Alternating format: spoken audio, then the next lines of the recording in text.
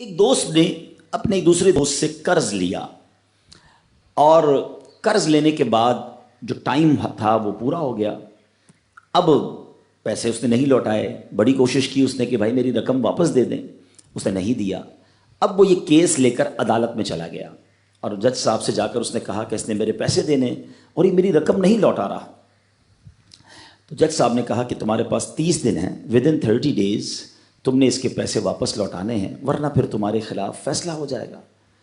تو وہ شخص گھر گیا. اب اس نے کیا کیا, اس نے صبح سے لے کر شام تک درود پاک پڑھنا شروع کر دیے.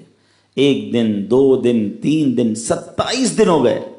وہ درود پڑھتا رہا اور انتظار کرتا رہا. پیسے تو تھے نہیں, 30ویں دن عدالت میں پیش ہونا تھا. 27 دن گزر گئے, 28ویں رات آ گئی. خواب میں اس کو کسی نے آواز دی کہ گھبراؤ نہیں, تمہارا قرض ادا ہو جائے گا. اگلے دن پھر درود پاک پڑھتا رہا. اب نبی پاک کی خواب میں زیارت ہوئی. آقا علیہ الصلوۃ والسلام تشریف لائے, فرمائے گھبراؤ نہیں, تمہارا قرض ادا ہو جائے گا. تم علی بن عیسیٰ وزیر کے پاس جاؤ اور اس سے کہو وہ تمہارا قرض ادا کر دے گا. اب جب صبح اٹھا تو بہت خوش کہ نبی پاک کی زیارت مجھے ہو گئی. لیکن پھر خیال آیا کہ میں اگر وزیر صاحب کے پاس گیا اور انہوں نے مجھ سے کوئی ایویڈنس مانگ لیا, کوئی پروف مانگا, کہ میں کیسے مان لوں تمہیں نبی پاک نے بھیجا ہے, تو اس بات پر تو میرے پاس کوئی دلیل نہیں ہے. اب 30ویں رات آ گئی, آخری رات ہے, صبح عدالت میں جانا ہے. درود پاک پڑھتے پڑھتے سو گیا. سرور کائنات علیہ الصلوۃ والسلام نے خواب میں پھر کرم فرمایا. فرمایا علی بن عیسیٰ وزیر کے پاس جاؤ, وہ تمہارا قرض ادا کر دے گا. کہ حضور میں چلا تو جاتا, مگر اگر وہ مجھ سے ہی کوئی پروف مانگتا, کوئی ایویڈنس مانگتا, تو میں کیا جواب دیتا.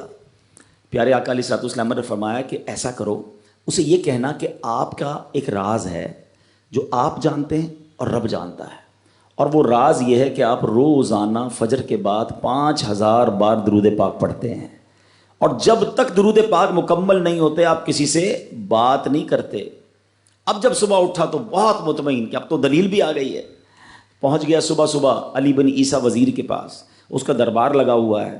اس نے پیغام بھجوایا کہ میں علی بن عیسیٰ وزیر صاحب سے اکیلے میں ملنا چاہتا ہوں, پیغام لایا ہوں. درباری نے آ کر پوچھا, وزیر صاحب پوچھ رہے ہیں کس کا پیغام لائے ہو؟ کہا میں نبی پاک علیہ الصلوۃ والسلام کا پیغام لایا ہوں. فوراً وزیر صاحب نے بلا لیا. کہا فرمائیے. کہ مجھے میرے آقا علیہ الصلوۃ والسلام نے کہا ہے کہ آپ میرا قرض ادا کر دیں.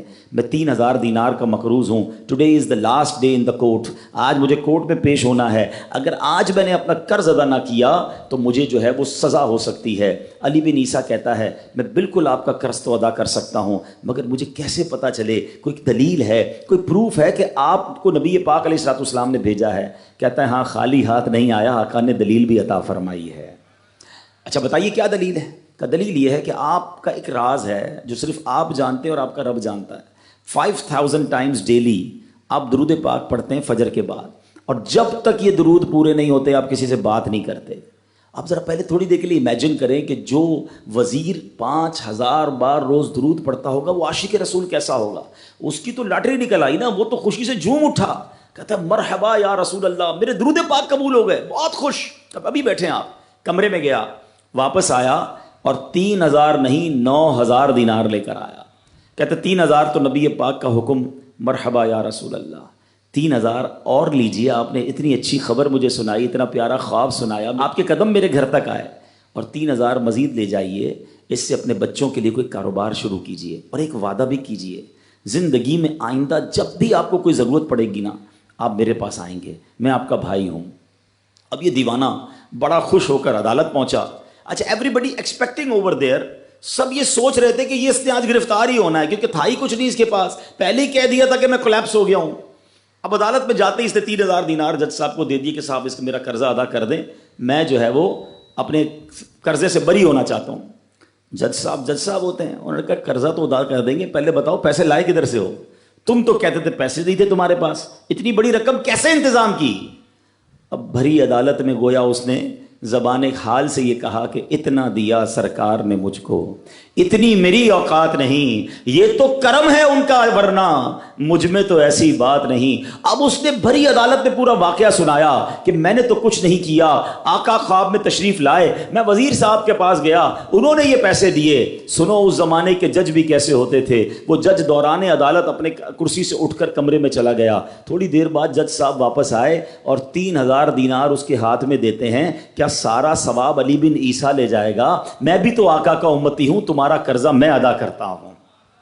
اچھا، اب جس نے کیس کیا تھا، سبحان اللہ، کیا ماحول تھا، کیا انداز تھا، کیا دل تھے، وہ بھی تو دیکھ رہا ہے، کہتا ہے میں بھی تو آقا کا امتی ہوں، رکے ذرا، کاغذ قلم دیجئے، بندے کو میں قرضہ ہی معاف کر دیتا ہوں۔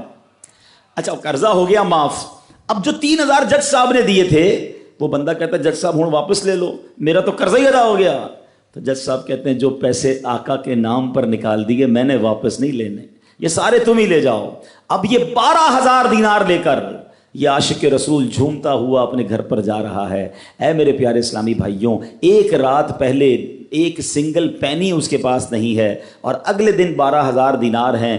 درود پاک وہ وظیفہ ہے جو دل سے پڑھا جائے تو سبحان اللہ یہ مصیبتوں کو ٹالنے والا وظیفہ ہے، یہ پریشانیوں کو دور کرنے والا وظیفہ ہے۔ اور یہ میں نہیں کہہ رہا، خود سرور کائنات علیہ الصلوۃ والسلام کی حدیث ہے جس کا مضمون ہے کہ جو پریشانیوں میں ہو، جو مصیبتوں میں ہو، اس کو چاہیے کہ مجھ پر درود پڑھے، کہ درود پریشانیوں کو لے جاتا ہے، مصیبتوں کو لے جاتا ہے۔ ایک شاعر نے کیا خوب لکھا ہے، اور واقعی حق لکھا ہے، ہر درد کی دوا ہے صلی علی محمد، ہر درد کی دوا ہے صلی علی محمد، تعویذ ہر بلا ہے صلی علی محمد۔ تو ہمیں چاہیے، خاص طور پہ ربیع الاول کا مہینہ ہے، کثرت سے درود پاک پڑھیں۔